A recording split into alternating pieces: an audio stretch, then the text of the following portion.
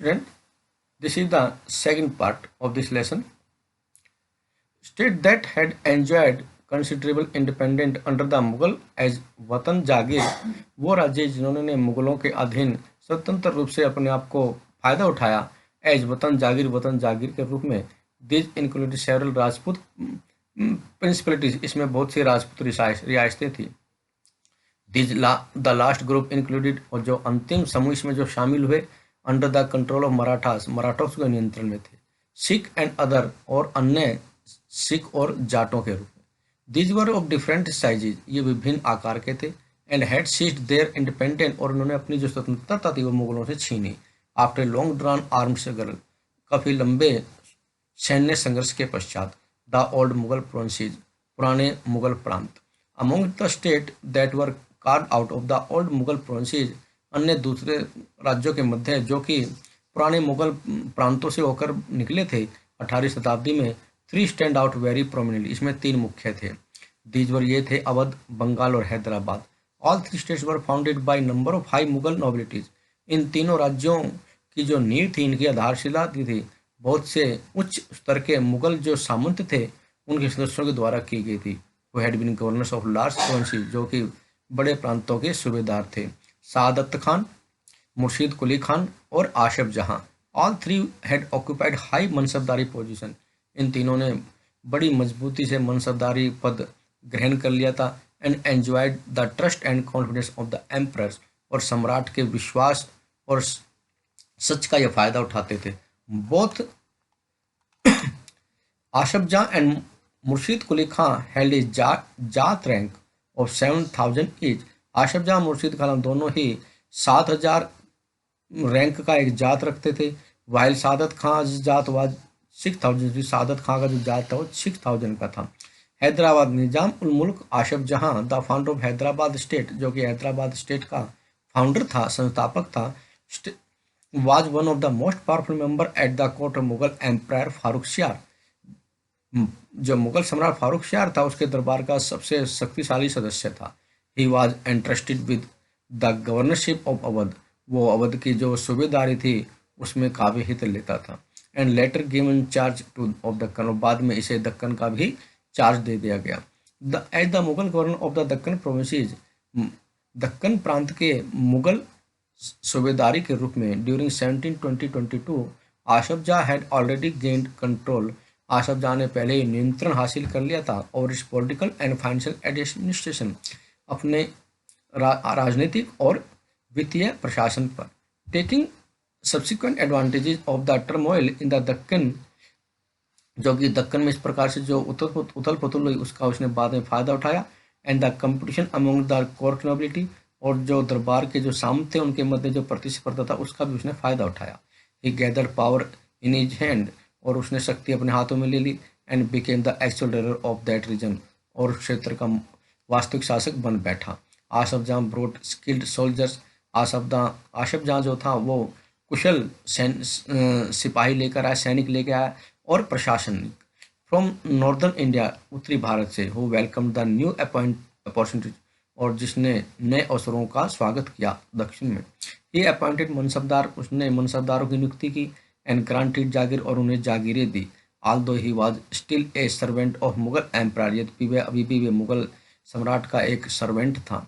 He ruled quite independently without seeking any direction from Delhi, वो दिल्ली से बिना किसी निर्देश के स्वतंत्र रूप से शासन करता था. और फेसिंग एनी इंटरफेरेंस, और बिना हस्तक्षेप का सामना किए.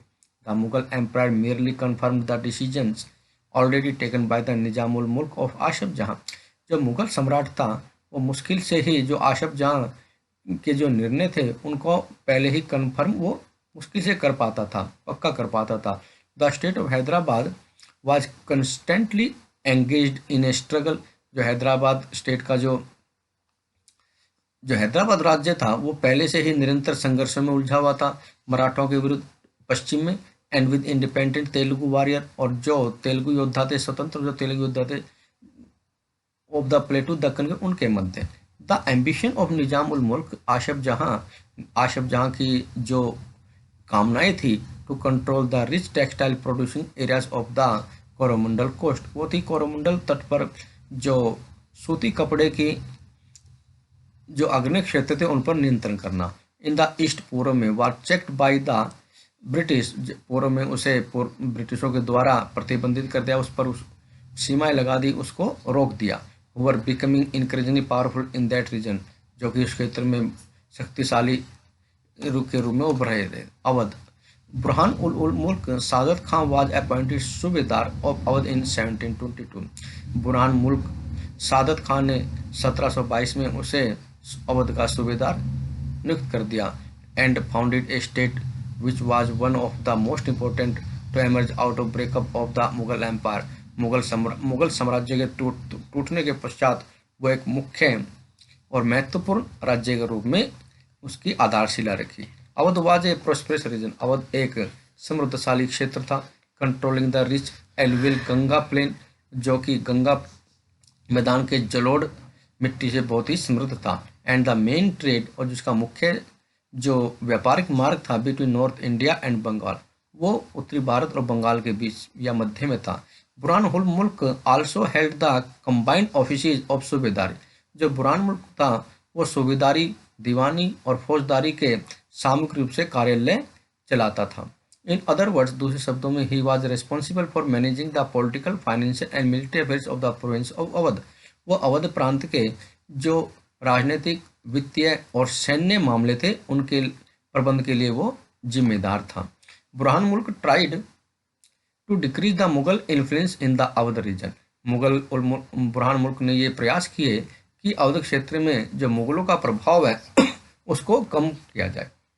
By reducing the number of the office holders, ऐसा उसने जो बहुत से कार्यालय चलाने वाले थे उनको कम करके किया। अपॉइंटेड बाय द मुगल, जिनकी नियुक्ति मुगलों ने की थी।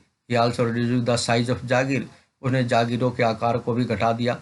And appointed his own loyal servants, और अपने वफादार सर्वेंट्स को नियुक्त किया। टू वेकेंट पोजीशन, जो पद खाली हो गए थे। द अकाउंट्स ऑफ जागीरदारों के जो मामले थे, वर चेक टू प्रिवेंट चीटिंग, उन्हें धोखाधड़ी से बचने के लिए उनको चेक किया जाता, जांचा जाता था। And the revenue of all districts, और संपूर्ण जिलों के जो लगान थे, जो आय थी, वर असेस्ड, उनकी गणना by official appointed by the nawabs court, नवाब के दरबार के द्वारा जो अधिकारी नियुक्त किए गए थे उनके द्वारा की जाती थी। He seized a number of Rajput zamindari, उन्होंने बहुत से राजपूती जमींदारी को भी हड़प लिया, छीन लिया। And the agriculturally fertile lands of the Afghan of Rohilkhand, Rohilkhand के अफगान की जो रोहिलखंड की जो उपजाऊ भूमि थी, कृषि भूमि थी, उसको भी उसने छीन लिया। The state dependent on local bankers, जो स्थानीय साहूकारों और महाजनों पर जो निर्भर था राज्य लोन के लिए। It sold the right to collect taxes, उसने कर को एकत्रित करने के अधिकार उनको बेच दिए। टू द हाईएस्ट बिडर्स, बहुत ऊंची बोली पर। दीज रेवेन्यू फार्मर्स, ये जो लगान वाले किसान थे, agreed to pay the state, वो इस बात पर सहमत हो गए, to pay the state a fix sum of money, कि वो राज्य को एक स्थायी पैसा भुगतान करेंगे। लोकल बैंकर्स, जो स्थानीय साहूकार थे, granted the payment of this contraction amount to the state, उसने राज्य को इस प्रकार की राशि चुकाने की गारंटी दी। इन टर्न, इसके बदले the revenue farmers were given considerable freedom, जो लगान देने वाले किसान थे उनको आज़ादी दी गई। इन द असेसमेंट, गणना करने में, एंड कलेक्शन ऑफ टैक्सेज, और करों का इकट्ठा करने के लिए।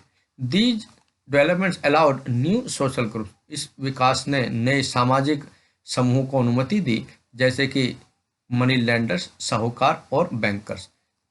To influence the management of the state's revenue system, और इस प्रकार जो राज्य की जो लगान की प्रणाली थी उसका प्रबंध करने के लिए। Something which had not occurred in the past, ये ऐसी कुछ बातें थी जो कि पहले नहीं हो पाई थी।